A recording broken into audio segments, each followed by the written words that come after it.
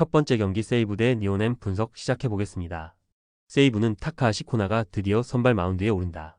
작년 0승 11패라는 역대급 성적을 남긴 타카하시는 몸을 잘못 만들면 어떤 결과가 나오는지를 보여준 바 있다. 금년은 오픈 전부터 남다른 모습을 보여주었기 때문에 2년 전의 모습을 회복할 가능성이 더 높아 보인다. 니포넴은 드류 버에이겐이 다시 한번 일본 무대에서 뛴다. 작년 늦게 합류해 9경기에서 2승 2패 3.12의 성적을 기록한 버에이겐은 세이브 상대로 1패를 당하긴 했지만 1.50의 방어율과 0.79라는 놀라운 WHIP를 기록한 바 있다. 특히 원정에 강한 타입인지라 6이닝 2실점 정도의 투구를 기대하기에 부족함이 없다. 세이브는 와타나베 강판 이후 정규 이닝은 잘 버텼지만 연장을 버티지 못했다. 새 외인 투수 트레이 윈젠터가 제 몫을 해주지 못한 건 혹시나의 세이브가 역시나가 되었다고 해도 좋을 정도. 게다가 카이노와 타이라 모두 깔끔하게 마무리를 짓지 못했다는 것도 걸린다. 니포넴은 4이닝 1실점. 비록 물론 세이브가 터지긴 했지만 그 이후 상당히 깔끔하게 마무리를 짓는데 성공했다. 특히 후쿠타니 코지가 좋은 신고식을 해준 게 다행일 정도. 아마도 불펜은 이제 리그 최강이라고 해도 좋을 것 같다. 왜 강팀이고 왜 약팀인가?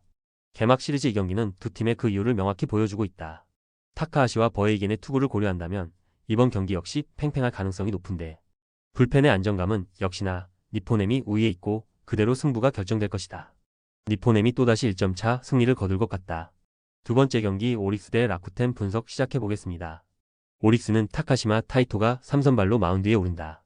작년 선발과 구원을 오가면서 2승 2패 4.02의 성적을 거두었던 타카시마는 선발 등판 시 투구가 조금 더 좋은 투수였다.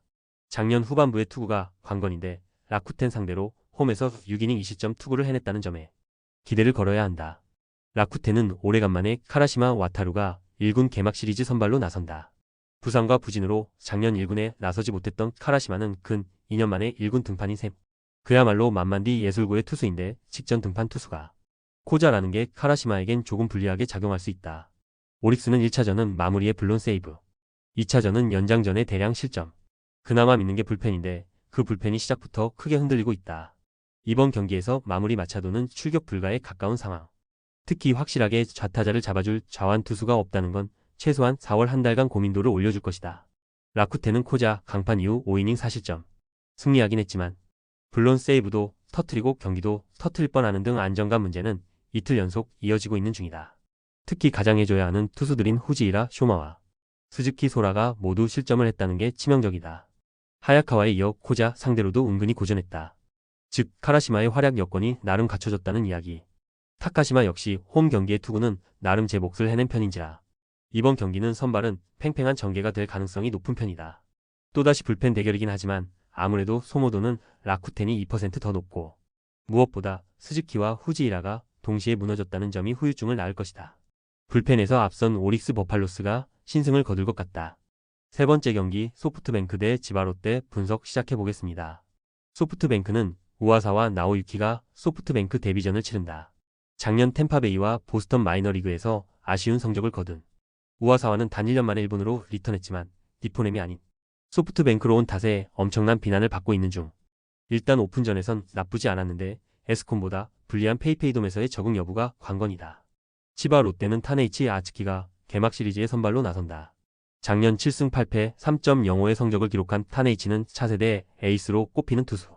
작년 소프트뱅크 상대로 원정에서 7이닝 이상 3실점 이하의 투구를 이번이나 해냈는데 낮 경기임을 고려한다면 이번 경기도 그 정도로 기대를 걸어볼 수 있다. 소프트뱅크는 팀의 리드를 날려버리고 팀에게 패배를 안겼다. 팀 최대의 약점답게 안정감 부족이라는 문제가 제대로 터졌다. 스기야마의 피홈런과 후지의 실점은 이 팀의 약점 그 자체. 일발병이 시작부터 터진 건 치명적이다. 치바 롯데는 오스틴 포스 이후 5이닝을 1안타 무실점으로 막아냈다. 스피드와 기교 모두 잘 조합되어 있는 중. 이번 시리즈에서 계속 우위를 점유할 수 있을 것이다. 이틀 연속 치바 롯데가 적지에서 역전극을 만들어냈다. 이번 경기는 패배에도 충분히 본전은 찾았다는 생각이 들 정도. 우와사와의 투구는 안정적이지만 현재 소프트뱅크의 타선 상황이라면 타네이치 공략이 쉽지 않을 것으로 보인다. 또다시 불펜 대결이 되겠지만 현 시점에서 불펜의 우위는 치바 롯데가 가지고 있다. 치바 롯데가 접전 끝에 승리를 가져가지 않겠나 싶다. 네 번째 경기 히로시마 대 한신 분석 시작해보겠습니다. 히로시마는 모리쇼에이가 한신을 잡기 위한 카드로 나선다. 작년 1승 3패 2.70의 성적을 남긴 모리는 등판 투구는 적었지만 서서히 상위 지명자 다운 모습을 보여주기 시작하고 있다. 작년 한신 상대로 원정에서 6이닝 무실점, 홈에서 4이닝 5실점 패배였는데 낮 경기 강점이 엄청난 투수인지라 히로시마는 여기에 승부를 걸 것으로 본다. 한신은 몬베츠 케이토가 저격 선발로 마운드에 오른다. 작년 2패 4.50으로 부진했지만 선발로서의 편린을 보여준 몬베츠는 다저스와 연습 경기에서 놀라운 투구를 보여주면서 단숨에 선발 로테이션에 진입한 상황. 일단 좌완이라는 강점은 확실히 있기 때문에 이 점이 이번 경기에서 강점으로 작용할 수 있다. 히로시마는 토코다 강판 이후 2이닝 무실점. 일단 결과물이 좋긴 했지만 위협적이냐고 묻는다면 아니다에 가깝다. 깔끔하게 잘 넘어가는 케이스를 보기 드문 편. 접전이 되면 꽤 위험할 것이다. 한신은 사이닝 만에 톰이다. 렌이 내려간 뒤 5명의 투수들이 5이닝을 1실점으로 버텼다. 구도 타이세이에게 기대감이 없었음을 고려한다면 승리조 투수들이 완벽히 제 몫을 해냈다는 이야기. 위기관리 능력이 탁월한 건 최대의 강점인데 이번 경기에서 이와사키 스구루가 3연투를 하느냐가 관건이다. 이 경기 연속 한신이 투수력으로 찍어 눌렀다. 그러나 히로시마의 타격이 전혀 올라오지 않고 있다는 것도 생각해야 할 부분. 몬베츠는 토미다보다 더 안정적인 투수고 이닝 소화 능력도 나쁘지 않다. 모리는 결국 56이닝이 한계고 불펜전이 될 텐데 연장까지 생각한다면 한신이 더 유리하다. 불펜에서 앞선 한신이 신승을 가져갈 것 같다. 5번째 경기 요미우리 대 야쿠르트 분석 시작해보겠습니다. 요미우리는 이시카와 타치야가 깜짝 선발로 마운드에 오른다. 작년 DNA에서 2홀드 1.93의 성적을 기록하고도 방출의 아픔을 겪었던 이시카와는 다저스와의 경기에서 깜짝 투를 해내면서 단숨에 스타덤에 올랐다. 이번 등판 역시 그 여파라고 봐야 하는데 문제는 과연 이시카와의 스타일이 MPB 타자들에게 먹히느냐다. 야쿠르트는 타카하시 케이지가 도쿄돔의 선발 마운드에 선다. 작년 8승 9패 3.58의 성적을 남긴 타카하시는 좋을 때와 나쁠 때의 차이가 엄청난 투수다. 특히 홈과 원정의 차이가 큰 편인데 요미우리 상대로 작년 6이닝은 잘 막는 모습을 3번이나 보여줬기 때문에 호투의 여지는 꽤 있는 편이기도 하다. 요미우리는 아카오시 강판 이후 4이닝을 2안타 무실점으로 막아냈다. 특히 추격조 투수들이 깔끔한 투구를 해줬다는 점이 다행스러운 부분. 요코가와 카이는 이제 뭔가 보여줘야 한다. 야쿠르트는 롱릴리프로 나온 카나쿠보 유토가 2.2이닝 5실점으로 무너진 게 너무 컸다. 이후 다른 투수들의 4이닝 무실점이 나오긴 했지만 12점 차에서의 호투는 의미가 없다.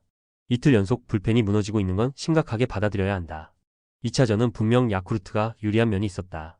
그러나 오히려 2차전에서 요미우리는 대승을 거두었고 다른 투수도 아닌 요시무라가 공략당했다는 건 야쿠르트로선 치명적이다. 타카하시가 요미우리 상대로 강한 투수이긴 하지만 원정 편차가 있고 이전에 원정에서 크게 무너진 기억도 있다. 이시카와에게 불안함이 있긴 하지만 전날 아카오시에게 막힌 타선이 살아날 것 같진 않다. 전력에서 앞선 요미우리 자이언츠가 무난히 승리를 가져가지 싶다. 6번째 경기 요코하마 대 주니치 분석 시작해보겠습니다. 요코하마는 타이라 켄타로가 홈에서 선발 마운드에 오른다. 작년 시즌 초반 엄청난 투구를 보여주었지만 부상으로 단 4경기만 던졌던 타이라는 일단 등판하면 쾌투를 보장하는 투수였다. 작년 주니치 상대로 홈에서 7이닝 2실점 호투를 보여주었는데 워낙 홈 경기에 강한 투수인지라 호투를 기대해도 좋을 것이다. 주니치는 움베르토 메이아가 다시금 일본 무대에서 기회를 받았다. 작년 3승 8패 4.88을 기록한 메이아는 재계약을 한 개 용할 정도. 작년 DNA 상대로 원정에서 6이닝 1실점 호투를 한 게 인상적이었던 모양이지만 원정 기복이 심한 저가 외인 투수를 기대하는 건 심장에 좋지 않다. 요코하마는 바우어 이후 3이닝 4안타 무실점. 정말 무실점으로 막아냈다는 점에 찬사를 보내야 할 정도다. 일단 불펜은 충실히 제 몫을 하고 있다는 걸 부인할 수 없을 듯. 주니치도 불펜진이 좋은 편이지만 확실히 DNA도 불펜은 안정적이라고 할 수 있을 것이다. 주니치는 마츠바 이후 2이닝을 승리조가 제대로 지켜내는데 성공했다. 일단 시미즈 타치야가 제 몫을 해냈다는 점이 앞으로도 이 팀에게 강점이 될 수 있는 부분.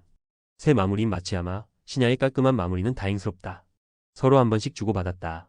그러나 DNA 입장에선 이겨야 할 경기를 놓친 기분이 강하게 들듯. 타이라의 투구는 홈에서 워낙 위력적인지라 호투가 가능할 것이다. 결국 DNA가 메이아를 공략할 수 있느냐인데 그 점에선 차라리 마츠바보다 나을 것이다. 전력에서 앞선 DNA가 승리할 가능성이 높다. 조합은 아래 고정 댓글 링크로 편하게 말 걸어주시면 조건 없으며 스포츠를 좋아하시는 분들이라면 모두 환영합니다. 스포츠 당첨 어렵지만 그건 어떻게 하냐의 차이입니다. 두 눈으로 어떤 차이인지 직접 확인하시고 우리 모두 같이 승리합시다.